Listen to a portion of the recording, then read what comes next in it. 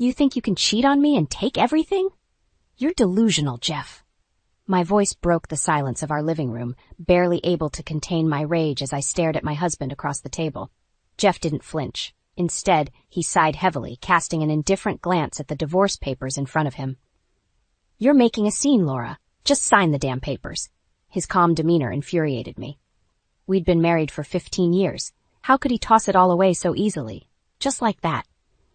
I could feel my hands trembling, either from anger or heartbreak. I couldn't quite tell. And what about Emily? Have you even thought about her? I accused, knowing our 10-year-old daughter was asleep upstairs, clueless about the turmoil unfolding below. Emily will be fine. Kids are resilient, Jeff replied, brushing off my concern like a speck of dust. Fine? My voice pitched higher. You think she'll be fine with her father abandoning her for a side piece? How long have you been seeing her, Jeff? His eyes finally met mine, cold and detached. Long enough. This isn't about us anymore, Laura. It's about what's right for me. What's right for you? I repeated, nearly spitting the words out. What about us? What about the family we've built? Are you seriously this selfish? Jeff picked up the pen, twirling it absent-mindedly between his fingers. I've given you stability, Laura. I've provided for you and Emily. It's not like you won't get anything. The settlement is more than fair. Fair? Please, Jeff. I seethed through clenched teeth. You've taken the best years of my life and traded them for... What? A fling with your secretary? Do you even hear yourself? He leaned back in his chair, looking bored. You're being dramatic. Besides, I'm sick. I can't keep living like this. Stress isn't good for my heart. Your heart. The irony stung. If you cared so much about your health, maybe you wouldn't run around with a woman half my age while I hold this family together. I've made up my mind, Jeff snapped, finally showing a hint of frustration. Sign the papers, and we can both move on. And if I don't, I challenged, voice level despite the chaos within. What's your plan then? Jeff leaned forward, suddenly fierce. I'll make sure you regret it. Don't push me, Laura. This can get ugly very quickly. A cold shiver ran down my spine. This man sitting before me, a man I once loved, was now a stranger. A threat. Is this what you want to teach Emily? I whispered, my voice trembling. That marriage, love, commitment, all can be thrown away like garbage? Jeff stood up, slamming the pen onto the table. This conversation is over. I'm done arguing with you. Sign them, or, he paused, eyes narrowing. I'll take this to court, and trust me, you'll lose. I watched him walk away, each step a reminder of the life slipping from my grasp. The papers lay stark on the table, a future neither of us envisioned when we first said, I do. For a moment, I stood there, frozen in place, the magnitude of his betrayal washing over me. But as I glanced upstairs toward Emily's room, a surge of determination flowed through me. This wasn't over, not by a long shot. Jeff's words echoed in my mind. Kids are resilient. Yes, they were, and I would show Emily just how resilient her mother could be. The alarm buzzed at 6 sharp. I groaned, reaching out to silence it. Another day, another battle. I shuffled to the bathroom, barely glancing at my reflection. Dark circles, pale skin, signs of sleepless nights and endless worries. I splashed cold water on my face, hoping to wash away the exhaustion. Mom? Emily's soft voice broke through the fog of my thoughts. I turned to see her standing in the doorway, her blonde hair tousled from sleep. Are you okay? I forced a smile. Of course, sweetie. Just getting ready for work. She nodded, but her eyes lingered on my face a moment longer. Can we have pancakes for breakfast? Sure thing. I ruffled her hair as she beamed, her innocence a stark contrast to the chaos lurking beneath our roof. Downstairs, I found Jeff at the kitchen table, reading the paper. The divorce papers were gone, but the tension was palpable. He looked up as I entered, his eyes narrowing. Did you sleep at all? He asked, his tone devoid of concern. Does it matter? I replied, opening the fridge to get the pancake mix. It does if you're going to drag your feet around and make things miserable for everyone, he shot back. I slammed the fridge door, the sound reverberating through the kitchen. I'm not the one making things miserable, Jeff, he snorted, going back to his paper. I'm not getting into this again. Good, I said, pouring the pancake mix into a bowl, because I have no interest in talking to a liar and a cheat. Emily's footsteps on the stairs halted our conversation. Pancakes smell good, she announced, a bright smile on her face as she entered the kitchen. The tension in the room seemed to lift, if only slightly. Morning, Pumpkin, Jeff said, a forced cheerfulness in his voice. Did you sleep well? Yep, she replied, climbing onto a chair. Mom's making my favorite. She sure is, Jeff said, casting a sideways glance at me. Your mom's good at a lot of things. I ignored him, focusing on flipping the pancakes. My phone buzzed on the counter. Monica. I grabbed it and walked toward the living room for privacy. Hey, I greeted her, my voice low. Morning, Laura. Just checking in. How are you holding up? Same as always, I replied with a sigh, trying to keep it together for Emily. You're stronger than you think, Monica assured me. Have you thought about what we discussed? I have, I said, but I'm not sure if I'm ready. He's not going to change, Laura. You need to think about your future, Emily's future. I know, I whispered, trying to keep the emotion out of my voice. I'll talk to the lawyer you recommended. Good. And remember, I'm here for you. Always. Thanks, Monica. I don't know what I'd do without you. I hung up and returned to the kitchen. Jeff was clearing his plate, his expression unreadable. Emily was happily munching on her pancakes, blissfully unaware of the storm brewing around her. I've got to go, Jeff announced, grabbing his briefcase. Right, I said, not looking at him. More important places to be. Don't start, Laura, he warned. I'll be late tonight. Don't wait up. Doesn't matter, I replied flatly. We stopped waiting for you a long time ago. He walked out without another word. Emily looked up, concern flickering in her eyes. Is Daddy mad? No, sweetie, I said, forcing another smile. Daddy's just busy. I hugged her tightly, promising myself I wouldn't let her down. Jeff's betrayal may have shattered our family, but it wouldn't break us. Monica was right. I needed to think about our future. And that future didn't include letting Jeff win. Can you believe he didn't even show up to Emily's recital? I vented to Monica as we sat in the break room. I poured a fresh cup of coffee, the steam rising with my frustration. Monica shook her head, her eyes full of sympathy. He's unbelievable, Laura. How's Emily taking it? She's putting on a brave face, but I can tell she's hurt, I replied, stirring my coffee absent-mindedly. It's like he's ghosting us completely. Monica patted my hand. She's lucky to have you. You're her rock. That evening, another facade unfolded. Jeff walked in, looking pale and worn out. His excuses rang out before I could ask. I'm exhausted, Laura. Don't start. You didn't come to Emily's recital, I said coldly. You promised her, Jeff. He waved away my words as if they were smoke. I told you I'm not well. My doctor says I need rest. Rest? My voice raised an octave. You rest all the time, sleeping in the guest room, avoiding us. What kind of father just checks out like this? His face hardened. I'm doing my best. My health is at risk. Do you want me to end up in the hospital again? No, Jeff, I said through clenched teeth.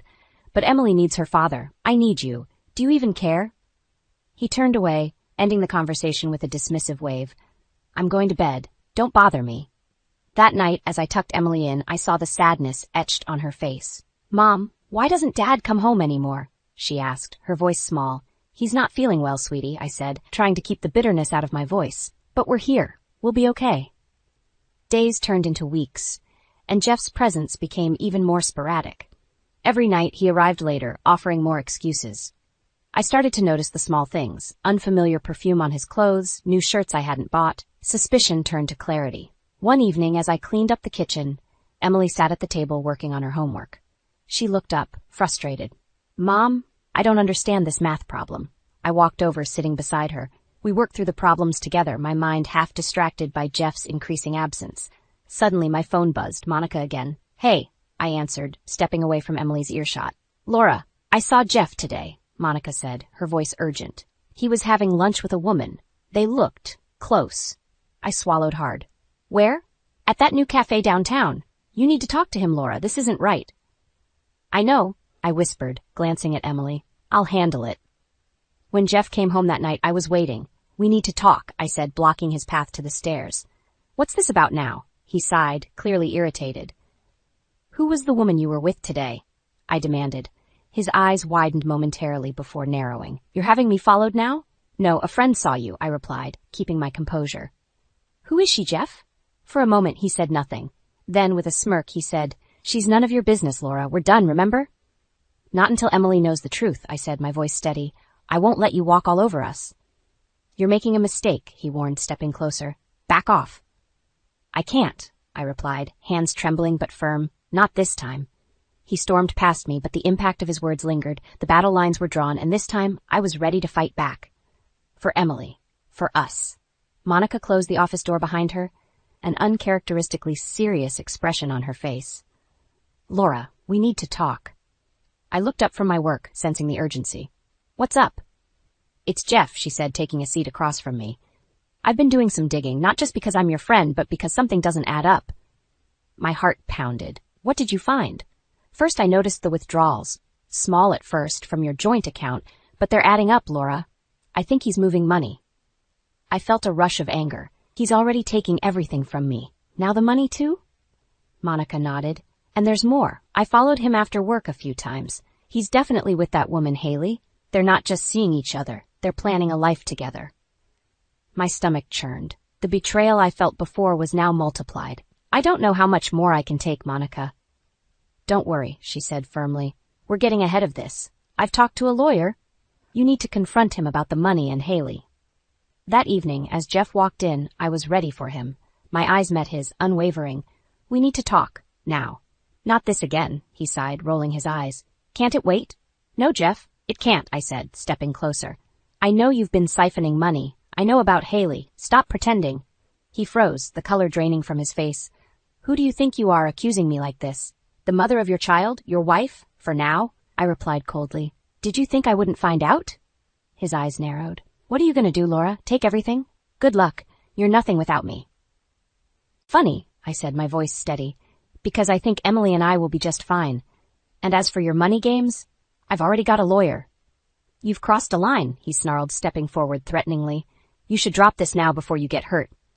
I'll take my chances, I replied, not budging. Now get out of this house. Emily deserves better. For a moment he looked like he might lunge at me, but then he scoffed. You'll regret this, he spat, turning on his heel and storming out. I stood there, shaking. Upstairs, I could hear Emily softly crying. I took a deep breath and headed to her room. She looked up as I entered, her eyes red. Did Daddy leave again?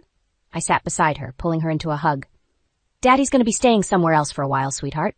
Is it because of me? She whispered. No, sweetie. This is between Mommy and Daddy, but we're going to be okay.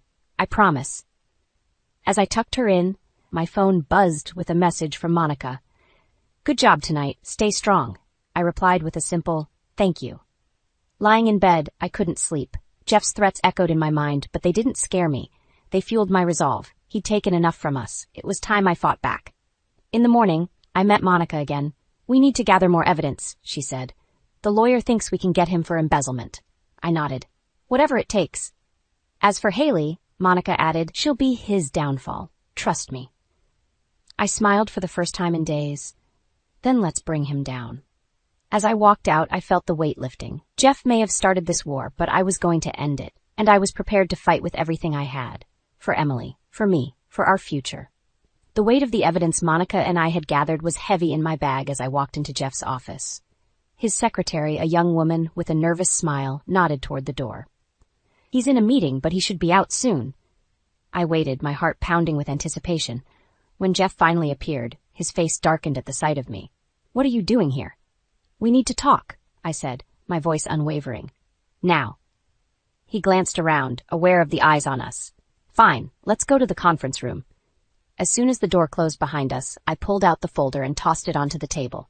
Explain this, Jeff. He looked at the documents, his face paling. Where did you get these? That doesn't matter, I shot back. What matters is that you've been stealing money from the company, and you're going to pay for it. He sneered, but there was a flicker of fear in his eyes. You have no idea what you're getting into. Oh, I think I do, I retorted, and you're not getting away with it. Jeff's bravado faltered. You and Emily, this isn't good for either of you, Laura. Don't you dare bring her into this, I snarled. Everything I'm doing is to protect her from you. For a moment he was silent, then he scoffed. Haley and I have plans, Laura, big plans. You're just a bump in the road. Plans? With your mistress? I laughed bitterly. You're more pathetic than I thought. He leaned forward, fists clenched. I'm warning you, Laura. Back off.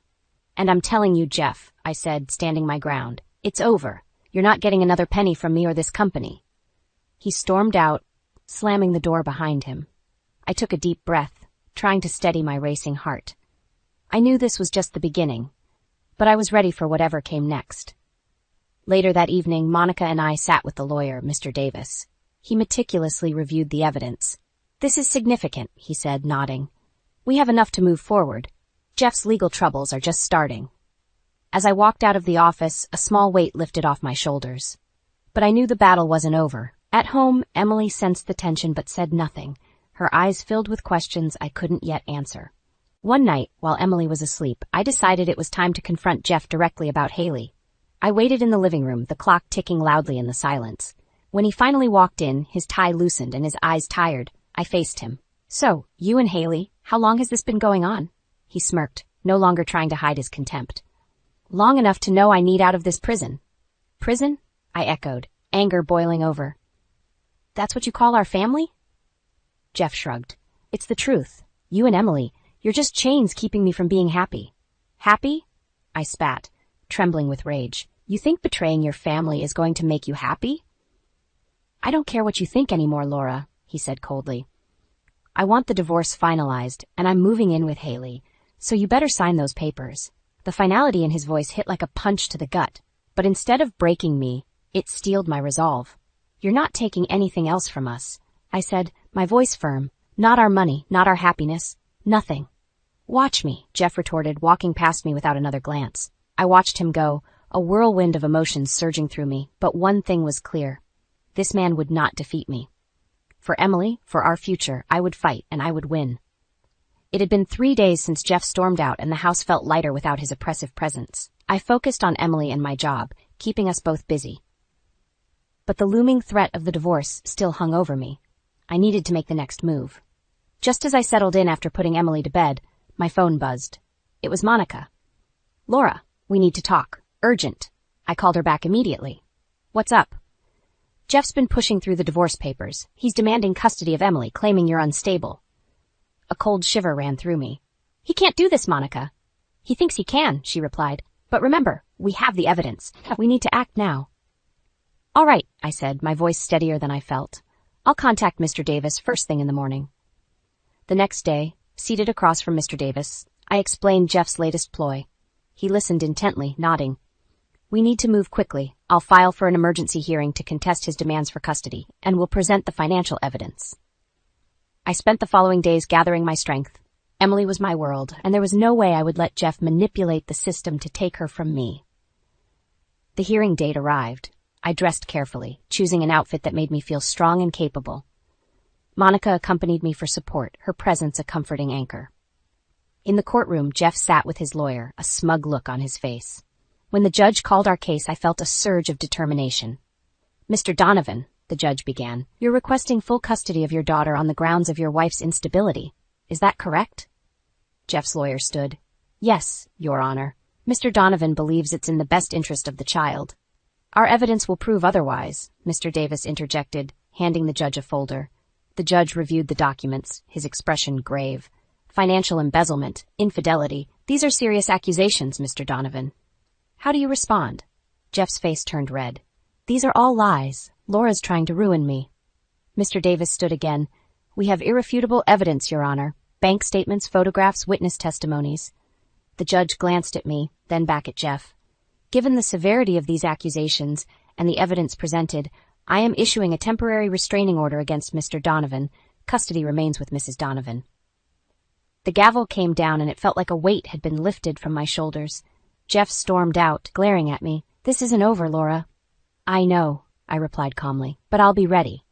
That evening, Monica and I celebrated quietly at my place. Emily sensed the victory and her spirits lifted. "I'm so glad Daddy can't take me away, Mom," she said, hugging me tightly. "Me too, sweetie," I whispered. "Me too." As we sat together, a message pinged on my phone from Mr. Davis. "I've uncovered more. Jeff and Haley have been involved in illegal money schemes. This could end his career and more." I looked at Monica, resolve hardening within me. Let's finish this.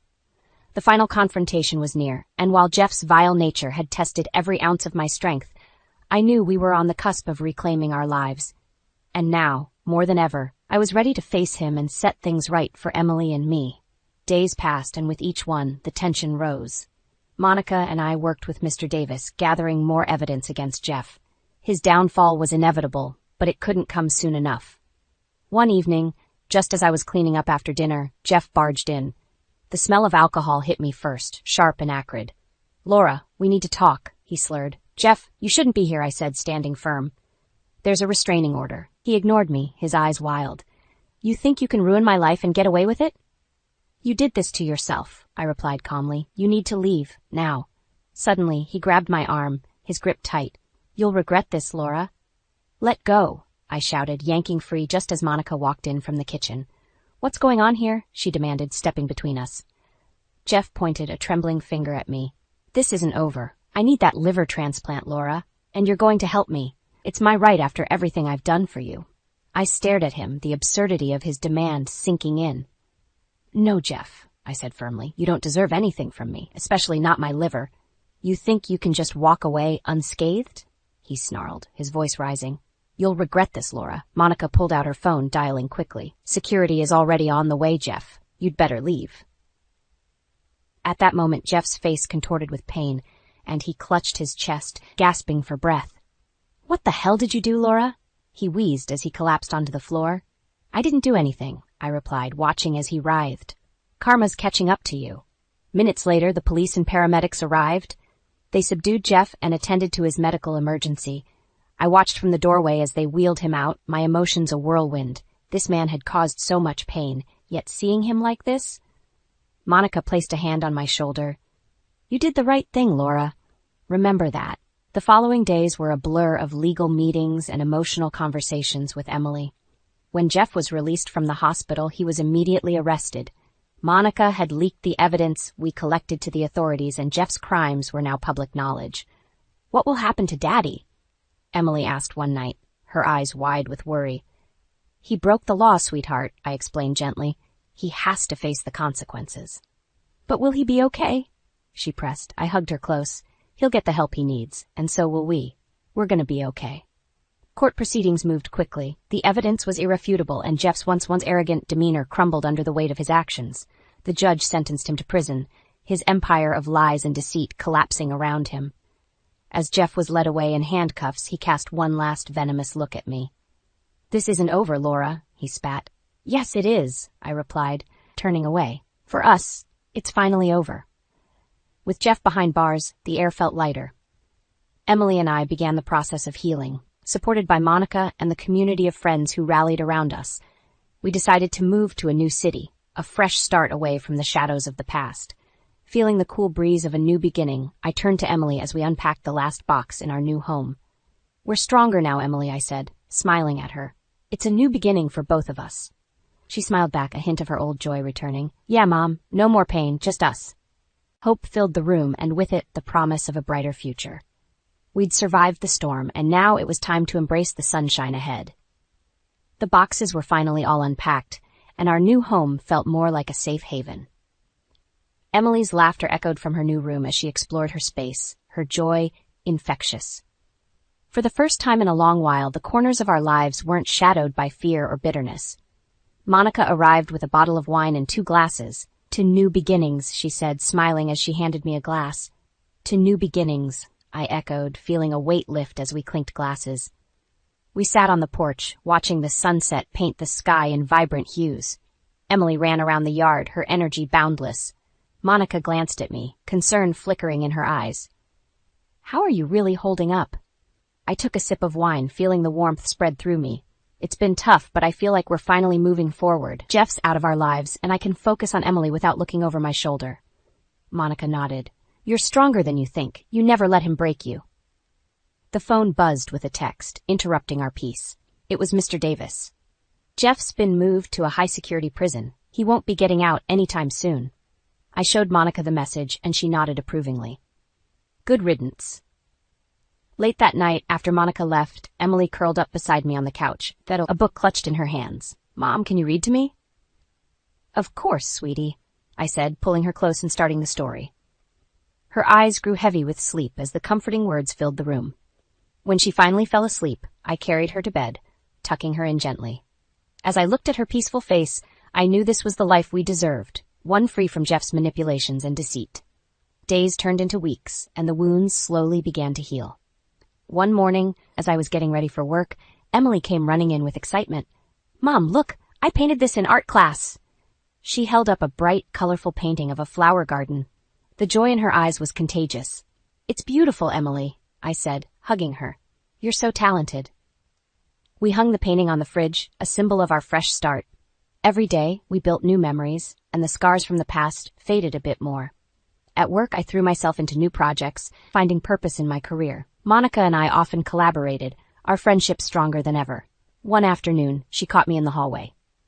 "Laura, there's someone I want you to meet." A tall man with kind eyes approached, extending his hand. "Hi, I'm Alex. Monica's been telling me great things about you." I shook his hand, feeling a flutter of nerves. "Nice to meet you, Alex." Monica winked. "Alex just moved to the area. I thought you two might hit it off." As we chatted, I realized I was smiling more than I had in years. Maybe there was a chance for happiness again, without the shadows of the past haunting me. That night, as I tucked Emily into bed, she looked up at me with those big blue eyes. "Mom, are we going to be okay now?" I smoothed her hair back, my heart swelling with love. "Yes, Emily, we're going to be better than okay. We're going to be happy." She smiled, a pure, radiant smile that lit up the room. "I love you, Mom. I love you too, sweetheart." As I closed her bedroom door and headed to my own room, I felt a sense of peace settle over me. The battle had been long and hard, but we had come out stronger, more resilient. The future was ours now, filled with promise and new beginnings. And I knew, without a doubt, that we had finally found our way home.